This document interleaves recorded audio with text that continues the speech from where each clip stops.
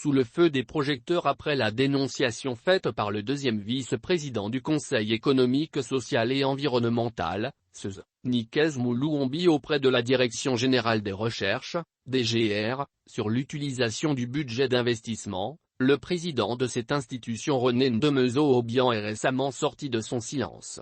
Dans une interview accordée au quotidien L'Union, ce dernier a indiqué que contrairement à ce qui se dit, les travaux, objet de la plainte, sont beaux et bien effectifs.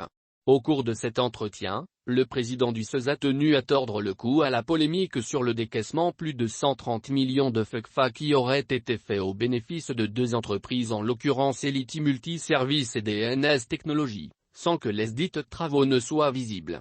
À cet effet, On Capo a balayé d'un revers de la main ces accusations formulées par son vice-président. Ainsi, il a souligné qu'en tant qu'ordonnateur du budget de l'institution, il a effectivement commandé quelques travaux au titre de l'année en cours.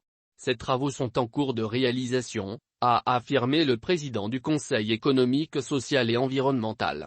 Si cette sortie de René Ndemezo-Obiang a le mérite de faire la lumière sur cette affaire qui a fait la une de l'actualité il y a quelques semaines, les questions demeurent sur la véracité des affirmations du président du CESE. Et pour cause, le vice-président de l'institution affirme que ces travaux auraient été réglés sans le visa de la questure et n'ont jamais été livrés.